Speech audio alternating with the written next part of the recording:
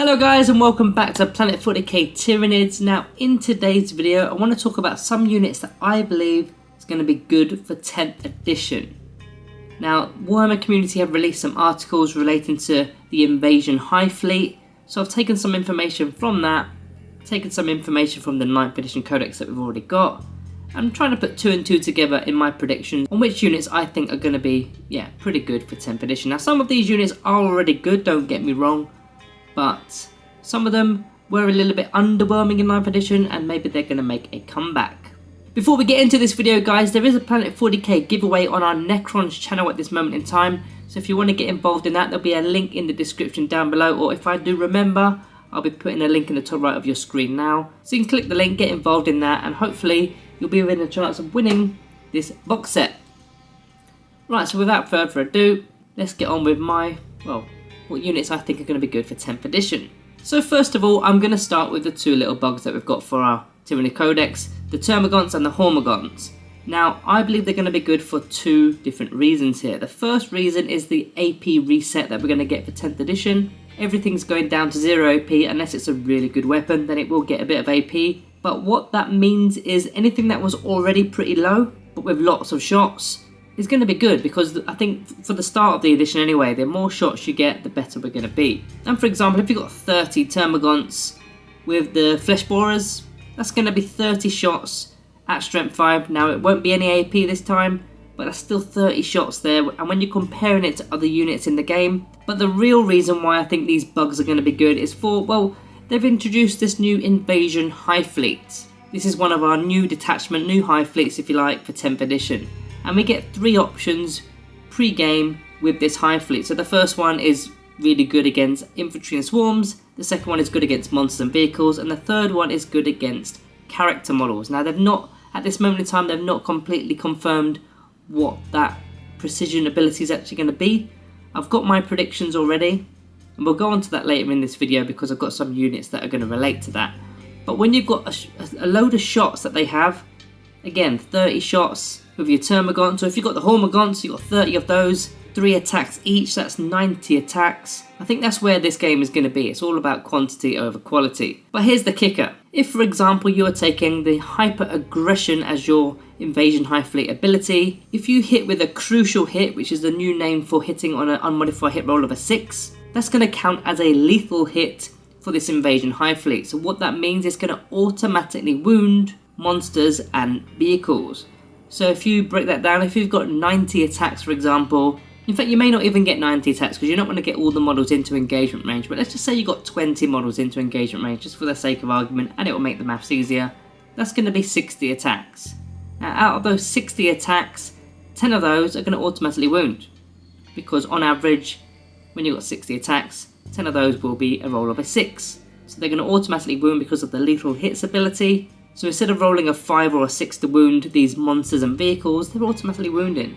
Now when you translate that to the rest of your army, maybe you've got 3, 4, 5 units of these things, it's going to do a ton of work. And the fact that you get to choose it pre-game as well, that makes it even better. So if you're going up against say orcs and there's just loads of orc boys, loads of infantry models, then instead of taking the Hyper Aggression, you just take the Swarming Instincts instead. Instead of automatically hitting, you get the Sustained Hits 1 ability, so you're going to gain additional hits against those infantry and swarm units. So yeah, the bugs are definitely going to be some very strong units for 10th edition. Moving on, I want to talk about some character models that we've got in our codex at present that are not HQ models, because if you remember from the flowchart that we got last week, the only restriction now is to simply have a character. You don't need to have a HQ anymore, there's no tax on our HQs, you simply just need a character.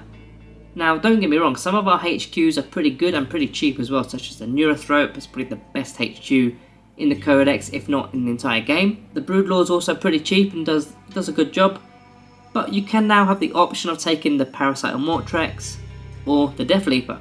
They are character models. Now again, you may just prefer to take a Neurothrope, but if your playstyle was to be slightly more aggressive and the Deathleaper or the Parasite or Mortrex was your preferred way of playing, and you didn't want to take extra points for the Neurothropes or the Hive Tyrant with wings for example, you don't have to anymore. So I think you're going to see a little bit more play with the Deathleaper as well as the Parasite of Mortrex. Moving on to some more units, we're going to talk about the Raveners next. Now the Raveners have been pretty poor for 9th edition, they've just not done enough. They're sort of the jack of all trades, master of none. They can shoot, they can fight, but just not very good. Now I think they may make a comeback here. I'm not 100% convinced, but there is a possibility here. And the reason for it is, again, going back to that AP reset for 10th edition, the fact that these guys can shoot as well as fight, and they're pretty quick with their 12-inch movement, that gives them quite a bit of flexibility for your list. Being able to get into range with their Devourers, which again, 0 AP doesn't really matter anymore.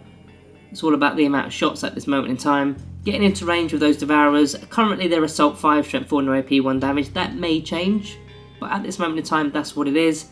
And then making a charge move, and then using whatever melee weapons that they've got equipped with them, you're kind of getting double bubble for that unit, because they're shooting as well as fighting. There are some other Tyranid units that can fight as well as shoot, but in terms of cost efficiency, I think the Raveners aren't actually that bad. Okay, they're 45 points, that seems quite expensive. What other units can do it? I mean, the Tyranid Warriors can do it, and they can probably do a better job, but they're only moving 6 inches, so they're not going to be doing things as quick, and you're not going to be selecting your targets the way that you would do with Raveners. Again, their speed. They've also got the Burrows keyword at the moment too. So there is some potential there for the Raveners. Then I want to talk about some of our big monsters within the Codex. In fact, I'm going to talk about all 4 here. I may as well throw them all in together. All 4 of these models that I've got listed on the screen here, which is the Haruspex, the Screamer Killers, the Carnifexes, which are Screamer Killers I suppose, and the Trygons. All 4 of these sets of models have got a lot of attacks. That's the main thing here. There's a lot of attacks, but also the damage. At this moment in time, the damage isn't just mediocre, it isn't just damage 1, they're damage 2, they're damage 3. And what I'm looking at here is going back to that Invasion High Fleet detachment ability, the third one, which was the precision ability, going up against characters if you were to select the characters. Now if you make a critical hit, so if you're making an unmodified hit roll of a 6, your attack is going to have the precision ability. Again, we don't entirely know what that is, but I can make my guesses here. So in the end of that article where they did show us that High Fleet detachment, there was a little bit of a Easter egg, if you like, where it effectively gave away that commanders are going to be leading units. And then they put, hold the phone, did we just say leading units? Find out in next week's Warhammer community, da-da-da-da-da. So what I'm going to guess at here is, and this is purely speculation, this is purely just my guess and opinion here, but I think they're going to get rid of the Lookout Sir ability. And I think any model that's got under 9 wounds, or any character model that's got 9 wounds or less, I think they're going to be going into units, like they did in the, I think it was 7th edition, where characters were within the unit. Maybe it's something that you declare pre-game, or maybe it's something that they can do throughout the game, moving unit to unit like they used to do. And what a precision hit will probably be, is if you score a hit against that unit that's got that character within the unit, I reckon those precision hits are purely going to be going for the actual character within a unit, because normally if you're going up against a unit, your opponent selects what model is going to take the attacks. So they can choose one that's in cover, for example, or basically they get to avoid you taking away models that have got the big guns, or taking away the sergeants, for example. And it's going to be quite similar with a character within that unit. They're not going to choose that character to take the damage, but with a precision hit, maybe we get to select who takes the damage. Again, purely speculation here, but when you revert this back to what we've just been talking about with these monster units on the right hand side of your screen now, they've got a ton of attacks, a lot of damage with those attacks, and if you chose Hive Predators as your Invasion High Fleet ability, and you're running onto the unit that's got that character in, let's say in fact let's do this now, let's say for example you get the Screamer Killers. Screamer Killers have got 10 attacks and then 1 extra one on the charge at present. With those 10 attacks, you're going to get 1, maybe even 2 rolls of a 6, which will be a critical hit, which will be a precision hit if you take that ability. So 2 of those attacks potentially could be going on that character. Now these are strength user at the moment, and as the 9th edition goes, you can add Adrenal Glands and add the Behemoth High Fleet, which that won't be a thing anymore, but you could at this moment in time get it to strength 8, so you could be wounding on a 2+, and the AP currently is -3 and 3 damage. So if you can get all that onto those character models, 1 or even 2 of them, you've got a lot of potential of getting rid of those character models quite easily. I mean, the same thing with the Trygon. The Trygon has got the Trygon Scything Talons, strength user -3 AP and 2 damage. So the damage is slightly less, the strength is slightly more. But yeah, if you can get these models, or these monster models that are pretty quick as well, they're moving like 10 inches, some of these things.